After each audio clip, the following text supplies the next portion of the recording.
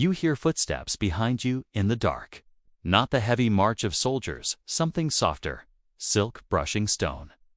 The scent of rose oil thick enough to choke on. You try to run, but your legs won't obey. They haven't obeyed since the morning they held you down, since the iron blade, since the screaming stopped being yours and became just another sound Rome swallowed without listening.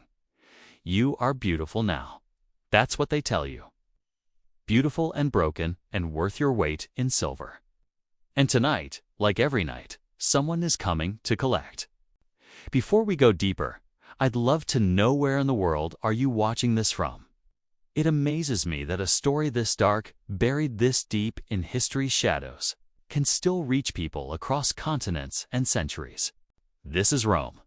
Not the Rome of marble gods and triumphant legions. Not the Rome of philosophers debating virtue beneath painted colonnades. This is the Rome that existed in the spaces between those statues in the back rooms of flesh markets. In villa basements where torchlight never reached. In the shallow graves beyond the city walls where lime burned away names and faces alike. This is the story of the delicati, the beautiful ones. Boys stolen, butchered, and reshaped into living ornaments for the empire's elite. Their existence was documented in fragments. A disgusted mention in Seneca's letters.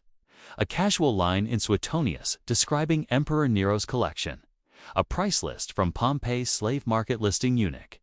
Greek unscarred for 3 times the cost of a field laborer. History recorded them the way it records furniture objects whose suffering was so normalized it barely warranted description. But if you read between those lines, if you follow the silences where screams should be, you find something Rome never wanted remembered. A system of beauty built on mutilation. A culture of refinement sustained by horror. The hunters moved through Anatolia and Thrace in the hours before dawn, when mist still clung to village paths and dogs slept too deeply to bark warnings. They weren't soldiers. Soldiers took slaves in daylight, chains rattling, making theater of conquest. These men worked quietly, slipping through doorways like smoke. Knowing exactly what they sought. Beauty, specifically.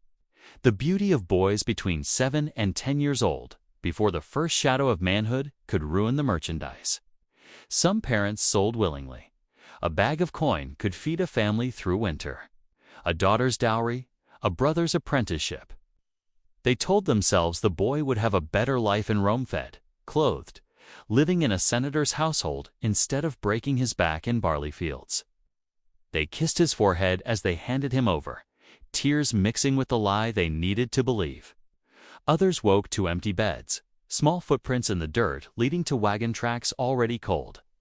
No ransom note, no negotiation, just absence. The journey ended in stone chambers behind the markets of Rome, in buildings that smelled of iron and fear and something else. Something sweet and cloying that made the boys gag even before they understood what it masked. There were no priests here, no rituals to dignify what was about to happen, only efficiency. The cutters were craftsmen in their own way, trained to work fast, to minimize blood loss. To ensure the maximum number of boys survived what came next. They said a eunuch made before puberty would never coarsen. His voice would remain high and pure, like a reed flute, untouched by the deepening that marked manhood. His face would stay smooth. His limbs would lengthen in that peculiar, way graceful, almost feminine, the aesthetic Rome craved for its pleasure slaves. But the cutters never mentioned the fever that followed. The infections that bloomed in wounds no amount of wine could truly cleanse. The boys who stopped screaming, not because the pain ended, but because something inside them simply ... extinguished. What the historical record shows us is clinical emasculation could be total, removing everything or partial, preserving some external anatomy while destroying reproductive function. The method varied by region and the skill of the cutter, but the Roman preference was completeness. A true eunuch carried no threat of future rebellion through lineage, no possibility of divided loyalty to children he might father. He was, in the empire's cold logic, perfected. made safe. The procedure itself was documented in medical texts with the same detached precision Romans used to describe horse breeding. Celsus, the Roman encyclopedist, described it as a matter of removing the impediment to certain services. Impediment, as if manhood were a defect, as if childhood itself were raw material waiting to be refined through mutilation. Those who survived the cutting entered a different kind of hell, one that came with silk sheets and perfumed oils. The training began in darkness. Villa basements, narrow cells carved into foundations, places where sound couldn't escape and sunlight never reached. Here, isolation did its work first. Each boy alone with his wounds, his confusion, his memories of a mother's face already starting to blur. They were fed just enough to stay alive, thin gruel that kept their frames delicate. Bones visible beneath skin that buyers would later describe as translucent. Starvation was aesthetic. They learned silence through pain. A whimper brought the reed whip, thin enough to sting without scarring because scars decreased value. Tears were weakness, and weakness invited harsher correction. They learned to kneel at a finger's snap, to hold impossible positions until their legs shook, to recite their owner's lineage in voices that must never waver. They learned to apply kohl around their own eyes without letting their hands tremble, to braid their lengthening hair with ivory combs, to move with a gliding walk that suggested they barely touched the ground. Every gesture was choreographed, every breath calculated. The overseers watched with the intensity of sculptors, shaping human clay into something that would sell for the price of a small villa. The flesh markets operated at dusk, when the day's heat had passed and wealthy Romans emerged to browse. The eunuch arcade was a separate section, curtained off, perfumed heavily to mask the medical reality beneath the aesthetic presentation. Buyers reclined on cushions, sipping honeyed wine, while boys were paraded in linen wraps that revealed their altered bodies. Merchants lifted their arms to show muscle tone, pinched their cheeks to test for hidden fever, pulled back lips to inspect teeth and gums. The process was identical to buying livestock, but the prices were astronomical. A well-heeled eunuch with a beautiful voice could cost more than 3 trained gladiators. Senators outbid each other for the youngest, whose faces hadn't yet lost their childish softness. Wealthy women purchased them as guardians for their daughters, the logic being that a eunuch posed no sexual threat, though this ignored entirely what other kinds of violations were possible, what other forms power could take over the powerless. When a sale was finalized, the boy was dressed in finer linens, a bronze collar locked around his throat, and he walked 3 paces behind his new owner into a life that would use him until he broke. What happened in those villas is documented in fragments enough to reconstruct the horror, not enough to let us look away by claiming ignorance. Martial's poetry casually mentions eunuchs serving at banquets, then serving in bedchambers afterward. Seneca, in a rare moment of disgust, describes a senator who kept a collection of castrated boys and rotated them like wine selections based on his mood.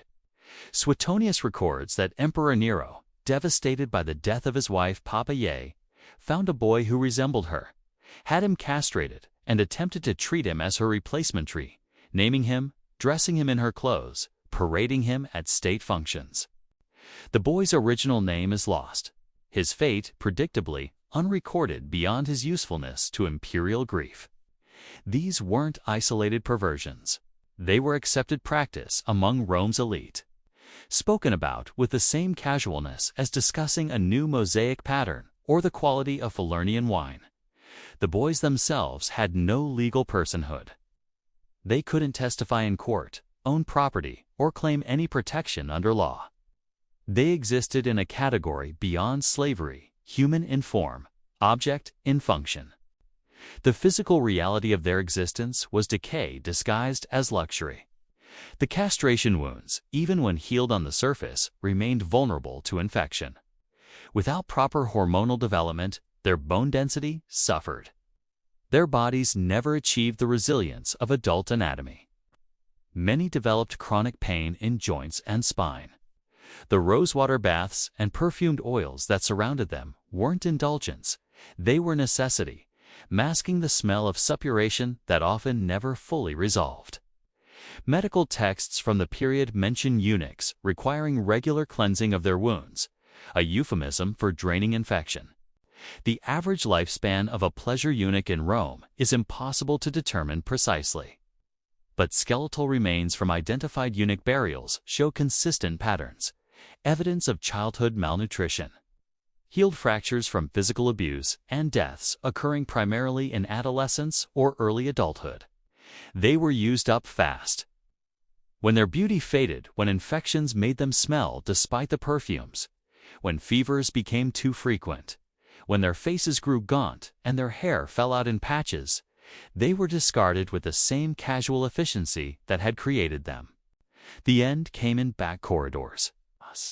Slave physicians might attempt to cut away infected tissue, but without antibiotics or proper surgical technique. These interventions usually accelerated death rather than preventing it. Those too sick to be worth treating were moved to storage rooms, given sackcloth in place of silk, and left to die quietly where their final fever dreams wouldn't disturb the household's aesthetic.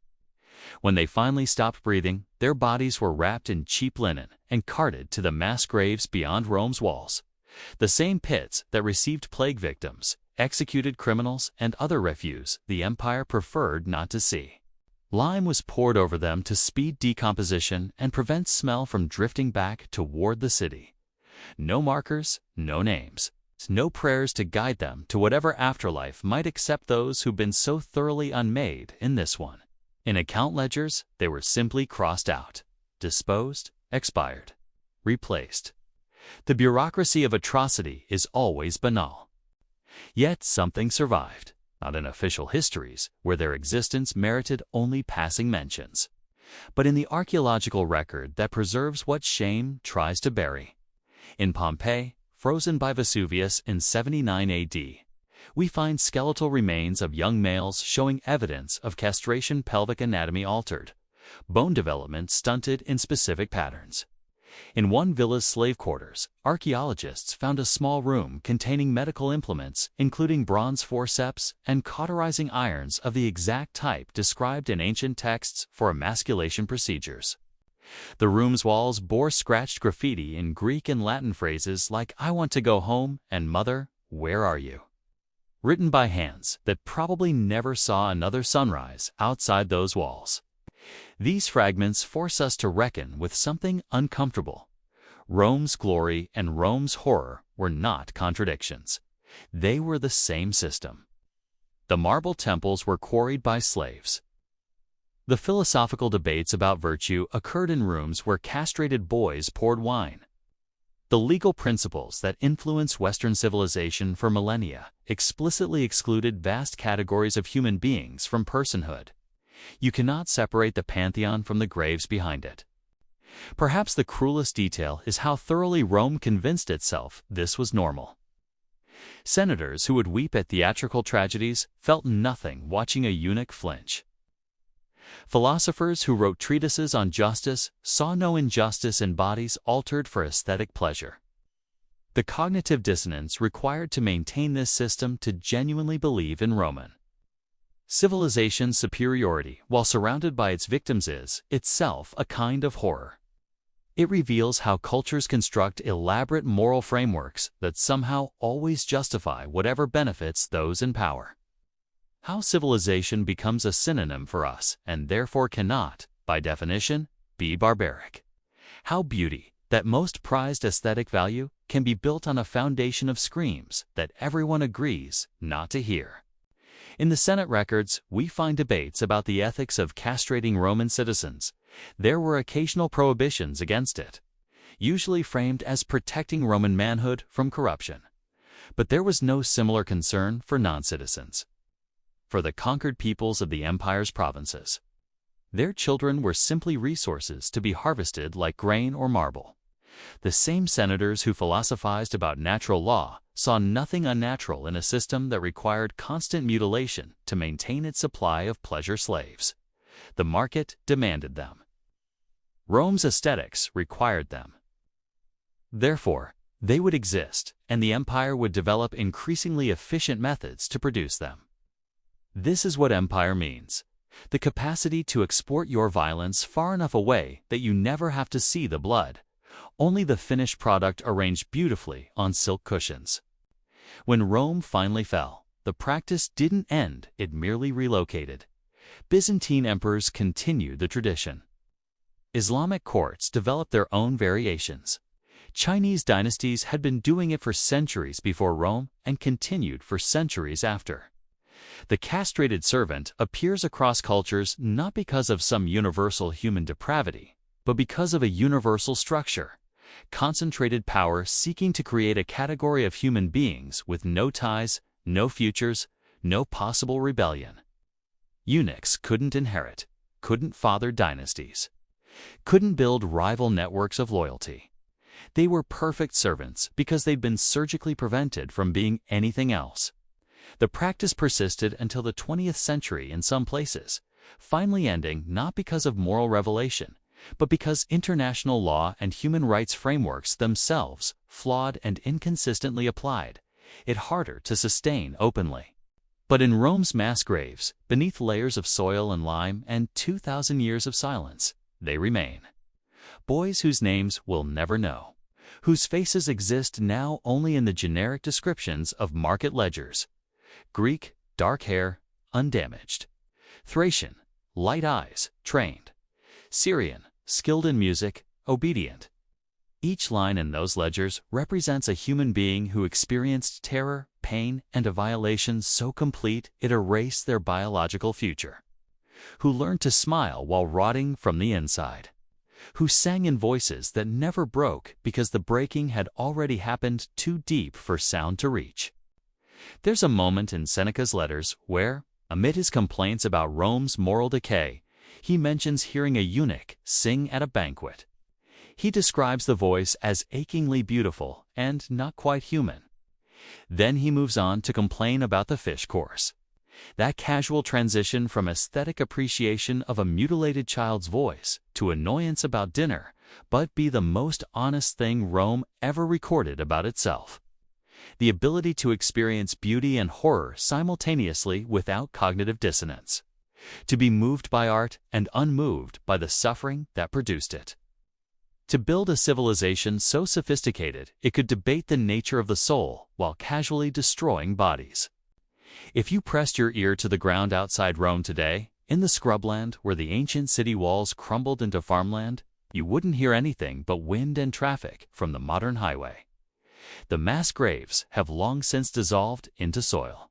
The boys' bones are dust-feeding olive trees. But the question they never got to ask still echoes through every museum that displays Roman art without Roman context, through every textbook that celebrates Roman law without Roman practice. Who decides which suffering counts, which bodies matter, which beauty is worth what price? Rome answered with marble and philosophy and a supply chain of mutilated children. We inherit those ruins now, the art without the graves. The principles without the bodies, the civilization without its cost. And we call it history, as if distance makes it less true, as if time buries what it actually just hides, waiting for anyone willing to dig past the beautiful surface into the rot beneath. They were praised for their beauty, then destroyed by it. And Rome, glorious Rome, never even bothered to remember their names.